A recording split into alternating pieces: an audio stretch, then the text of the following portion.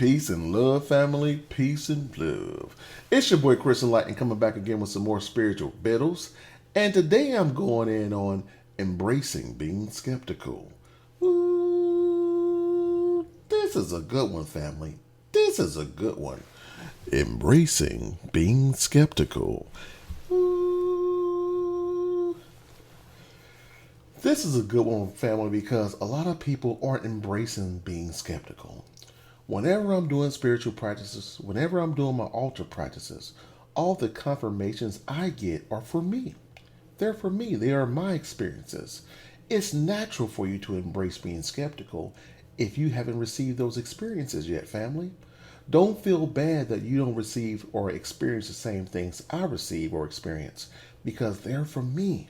When you're on your spiritual path, you want to get away from the old Christian and religious motif of believing. I don't want you to believe anything I say. You can listen to what I say and do it and have your own experiences because that creates what I call your know system. And when you know, there's no need to believe, family. So I really want you to embrace being skeptical and get away from believing and knowing. Whenever you believe in something, you really don't know. You're taking what other people are saying as facts and as truths. And things are only true for you when you accept them as truth. So no matter what I say about the confirmations I'm having, the powers I'm getting from all these mantras, the light that's being instilled within my soul and spirit and all that good stuff, that's for me. But it may not work out for you. Everything you do on a spiritual path is similar to a spiritual's placebo. If you believe it, it'll happen for you. If you don't, you might not get those experiences. It's just as simple as that. Whatever you do, I don't care what it is. You're brushing your teeth. You brush your teeth with the intent of making your breath smell fresh. You know what I mean, family? And that's how your spiritual practices should go.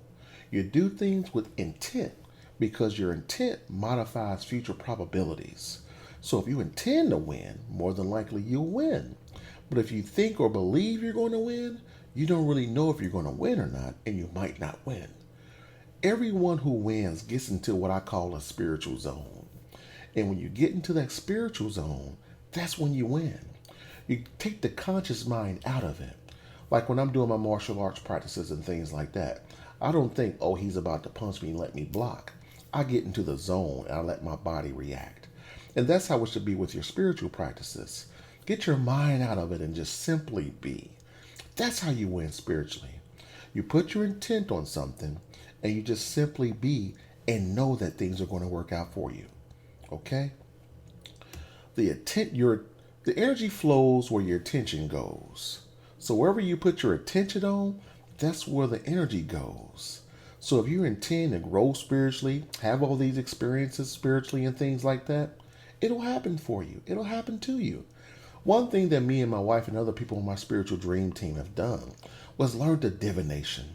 Me personally, I was always drawn to numbers as a kid. I was a great mathlete when I was younger. Math competitions and things like that. So it was natural for me to be drawn to numerology. And that helped me see beyond the spiritual or the illusionary veil that's in our earthly domain. I can take a set of numbers and disseminate it down to a finite number and kind of gauge the energy of whatever it is that number adds up to. My wife, she's into tarot, numerology, so she has a deeper chasm of experiences and connection with things because she has more spiritual growth. You know what I'm saying, family?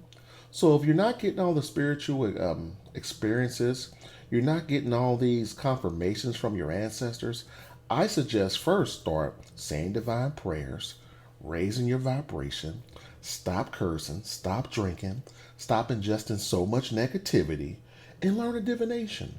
A lot of women, for some reason, are drawn to tarot because a lot of women are naturally sensitive. And when you learn tarot, you become sensitive to the universe, whatever the message they're trying to get to you.